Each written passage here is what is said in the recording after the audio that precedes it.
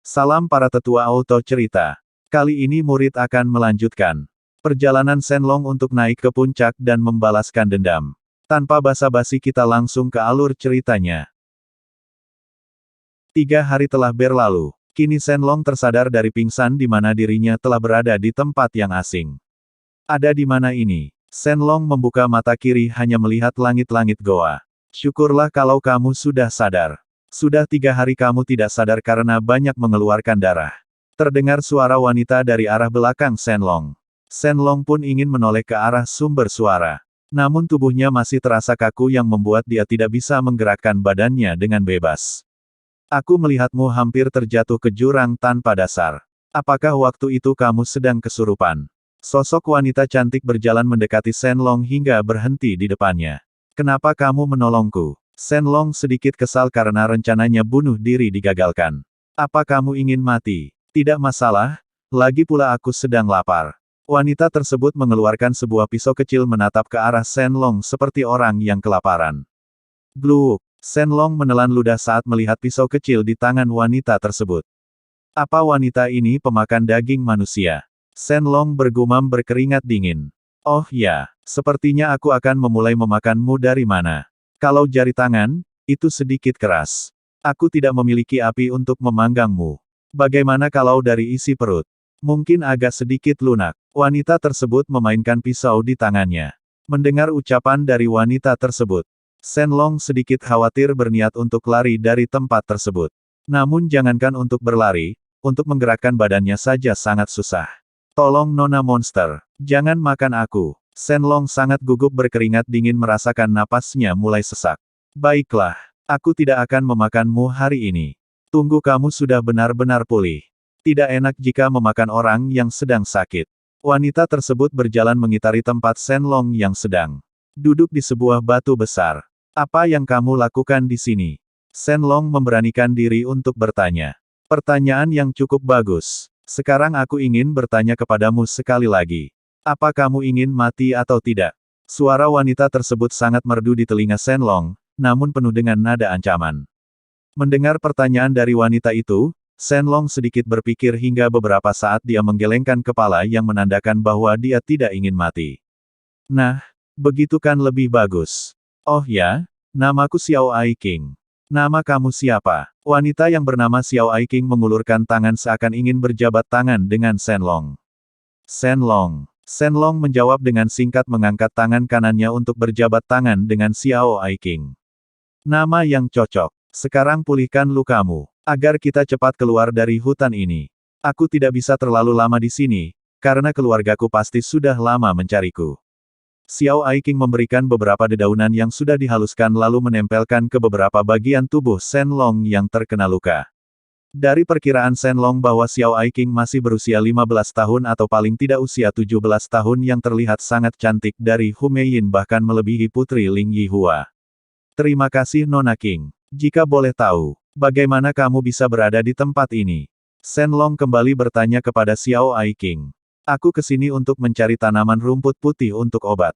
Kebetulan aku melihatmu sedang terjatuh, makanya aku cepat-cepat menyelamatkanmu.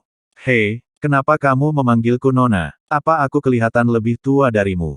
Xiao Aiking menatap tajam ke arah Shenlong. Maaf Nona. Shenlong keceplosan. Hao, terserah kamu saja. Lalu bagaimana denganmu sendiri? Kenapa kamu ada di hutan ini? Xiao Aiking kembali bertanya kepada Shenlong. Mendengar pertanyaan dari Xiao Aiking, Shenlong langsung terlihat murung merasa ragu untuk menceritakan tentang dirinya. Namun karena selama ini Shenlong tidak pernah bercerita kepada siapapun, termasuk Hao Mingzi dan Hao Xiang. Untuk melepaskan segala permasalahannya, akhirnya Shenlong mulai menceritakan kehidupannya, mulai dari sejak kepergian kedua orang tuanya hingga sampai saat Shenlong berencana untuk mengakhiri hidupnya. Mendengar cerita dari Shenlong, Xiao Aiking merasa prihatin dengan keadaan yang dialami oleh sosok pria yang ada di depannya sekarang. Saudara Long, meskipun aku masih muda darimu, aku sarankan agar kamu tidak boleh menyerah. Justru kamu tunjukkan kepada orang yang telah berbuat jahat kepadamu bahwa kamu bukan orang yang lemah. Xiao Aiking berusaha untuk menghibur Shenlong. Tapi aku tidak bisa berkultivasi lagi. Itu sama saja seperti sampah yang harus dibuang dan dikucilkan. Ucap Shenlong. Aku pernah mendengar bahwa di Wihara Cahaya Buddha ada seorang biksu yang memiliki pemahaman tentang obat untuk memulihkan kondisi tubuh seseorang yang terkena racun. Entah benar atau tidak, lebih baik kamu mencobanya. Xiao Aiking memberi saran kepada Shenlong. Tapi aku tidak tahu di mana letaknya. Bahkan aku sendiri tidak bisa keluar dari hutan ini. Shenlong merasa malu akan dirinya yang tidak pernah melakukan perjalanan. Setelah kita keluar dari hutan ini, aku akan menunjukkan jalan untukmu. Tapi sayangnya aku tidak bisa mengantarmu, karena kita berbeda jalur, ucap Xiao Aiking. Apa Nona tidak berniat untuk memakanku lagi? Shenlong sedikit menyelidik. Hao, aku hanya bercanda. Lagi pula dagingmu tidak enak. Lebih baik kamu istirahat saja di sini.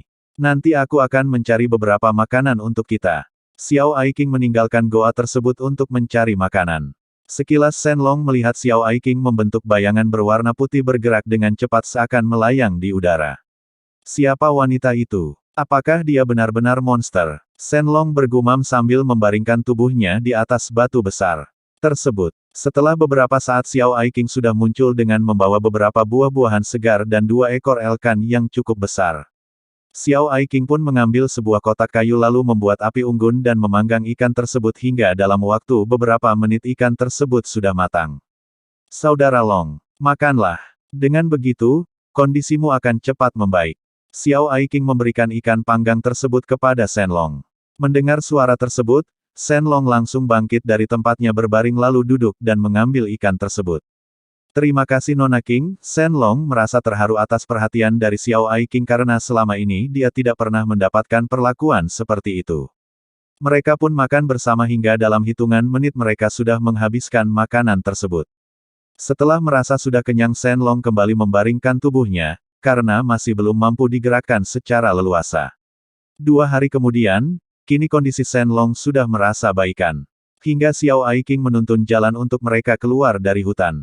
Setelah memakan waktu setengah hari, mereka sudah berada di pinggir hutan di mana Xiao Aiking menunjuk sebuah jalan untuk Shenlong.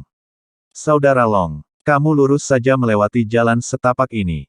Setelah kamu mencapai persimpangan, kamu harus mengambil jalur kanan. Setelah itu kamu ikuti saja jalan setapak itu. Di ujung jalan, kamu akan menemukan Wihara Cahaya Buddha. Xiao Aiking memberikan petunjuk kepada Shenlong. Terima kasih Nona King. Jika Sang Pencipta memberikan aku kesempatan untuk hidup lebih lama, suatu saat aku akan membalas budi baikmu. Shenlong berkata dengan tulus karena selama di dalam hutan, Xiao Aiking telah merawatnya dengan baik. Xiao Aiking sedikit terkejut karena hal itu menurutnya hanya pertolongan biasa, di mana orang tuanya selalu mengajarkan kebajikan kepadanya.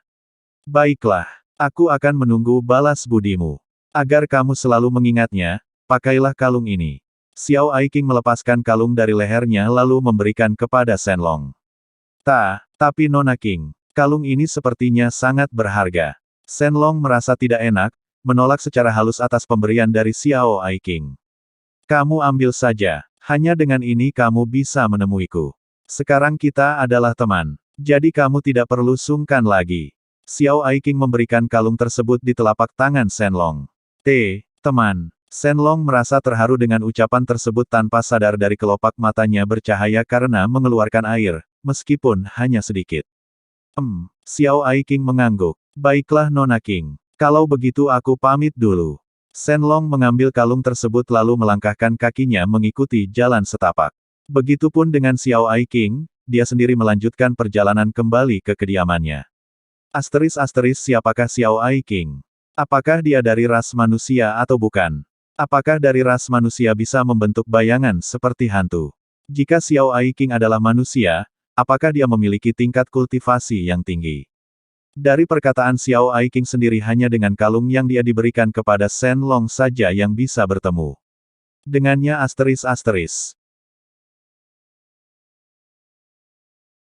Jangan lupa like, komen dan subscribe ya para tetua.